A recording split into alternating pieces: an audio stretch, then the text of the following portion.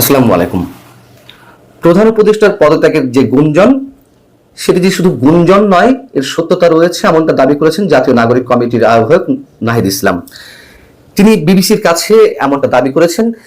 তার এই দাবির পরিপ্রেক্ষিতে আবার অনেকের মনে প্রশ্ন উঠছে যে বিবিসির মতো গণমাধ্যমে তিনি ঢাক ঢোল পিটিয়ে আবার এই দাবি করার পিছনের উদ্দেশ্য কি। অনেকে বলছেন যে এর পিছনের উদ্দেশ্য হচ্ছে সেনাপ্রধান বা সেনাবাহিনীর বিরুদ্ধে তারা ডক্টর ইউনূসের পক্ষে একটি আবেগের জায়গা থেকে ঐকমত্য প্রতিষ্ঠা করতে চায়, সেনাবাহিনীকে অনেকটা চ্যালেঞ্জের মুখে ফেলতে চায়।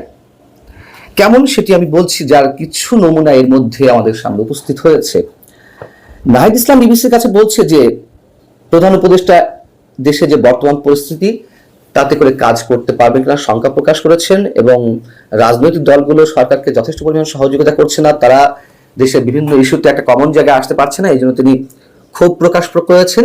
সেই জায়গা থেকে তিনি পদত্যাগ করতে চেয়েছেন। ছাত্ররা বুঝিয়েছে, ছাত্র উপদেষ্টারা বুঝিয়েছে না, তার পদত্যাগ করা যাবে না। তারা সময় নিয়েছে শনিবার পর্যন্ত।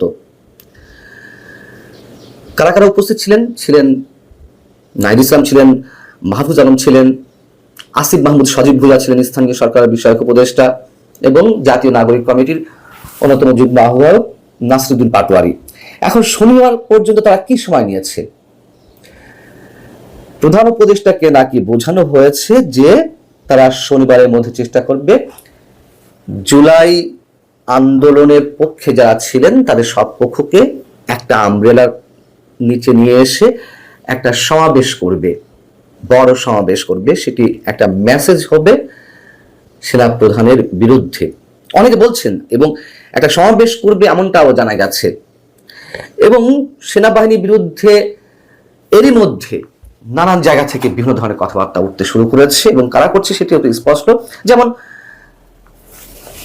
আসিফ মাহমুদ সজীব ভুঁইয়া, তিনি একটি স্ট্যাটাস দিয়েছেন তার ফেসবুকে বৃহস্পতিবার, বলতে গেলে গভীর রাতে। সেখানে তিনি বলছেন যে বাংলাদেশ আওয়ামী লীগ নর্থ ও দিল্লি জোটভুক্ত, আওয়ামী লীগ দিল্লি এই শব্দগুলো আমরা বাদ দিলাম, বলা হচ্ছে নর্থ জোটভুক্ত হয়ে যে কুমির ডেকে আনছেন।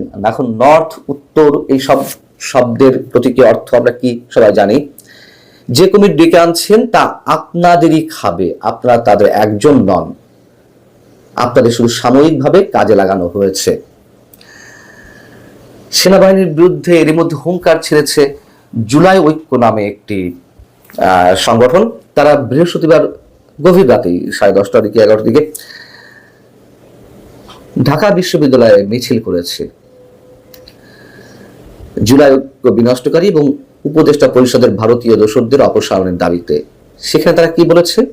সেখানে তারা বলছে ডক্টর মোহাম্মদ ইউনূসের উদ্দেশ্যে, আমরা আপনার উপর আস্থা রাখতে চাই, আপনার আশপাশে যারা জুলাইয়ের গাদ্দার আছে তাদেরকে অপসারণ করুন, দ্রুত সময়ের মধ্যে জুলাই ঘোষণাপত্র করতে হবে, প্রশাসন ও গণমাধ্যমে যেসব আওয়ামী লীগের দোষরা আছে তাদেরকে অতি দ্রুত সরিয়ে ব্যবস্থা নিতে হবে, ক্যান্টনমেন্ট থেকে একটি গুলি চালানো হলে আমরা বুক পেতে দেব, এমন কথাবার্তাও সেখানে বলা হয়েছে। এখন প্রশ্ন হচ্ছে যে শনিবার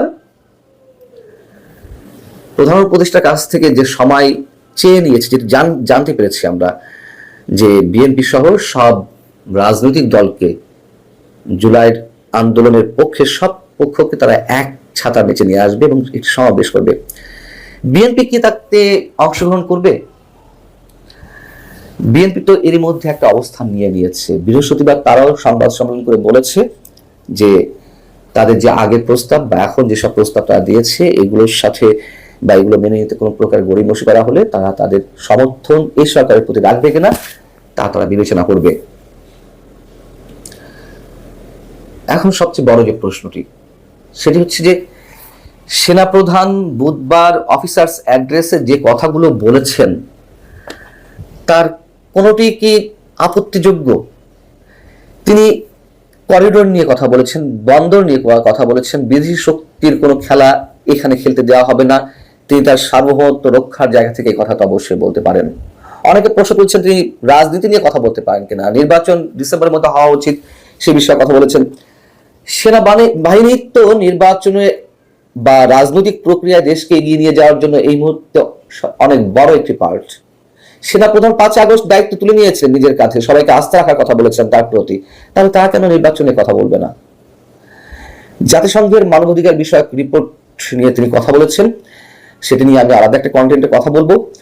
এবং তিনি মব ভায়োলেন্সের বিরুদ্ধে কথা বলেছেন, যে আর কোনো মব ভায়োলেন্স সহ্য করা হবে না। এগুলো বলাকে তার জন্য অপরাধ? কেন এগুলোকে সরকার তার প্রতিপক্ষ হিসেবে, প্রতিপক্ষের জায়গা থেকে কথাগুলো এসেছে এমনটা মনে করছে? এবং এটা মনে করে তো আমাদের মনে হচ্ছে দেশের সার্বিক পরিস্থিতি আরো জটিল করে তোলা হচ্ছে। সেনাবাহিনীকে তো নানানভাবে জনগণের মুখোমুখি দাঁড় করানোর চেষ্টা হয়েছে আমরা দেখছি।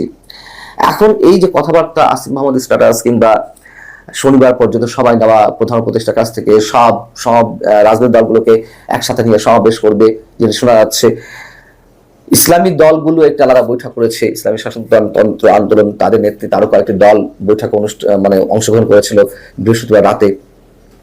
এই যে জুলাই ঐক্য যে হুঙ্কার ছাড়লো, এই সবকিছু আমাদের কাছে কোনো ভালো ইঙ্গিত প্রকাশ করছে না। সেনাপ্রধান কি বলেছেন যে এই সরকারকে এখনই পদত্যাগ করতে হবে? সেনাপ্রধান কি তার বক্তব্যে কোনো ধরনের ইঙ্গিত দিয়েছেন যে সেনাবাহিনী ক্ষমতা নিতে যাচ্ছে? তাহলে সেনাপ্রধানের এই বক্তব্যগুলোকে কেন এত আক্রমণাত্মক হিসেবে ধরছে একটি মহল?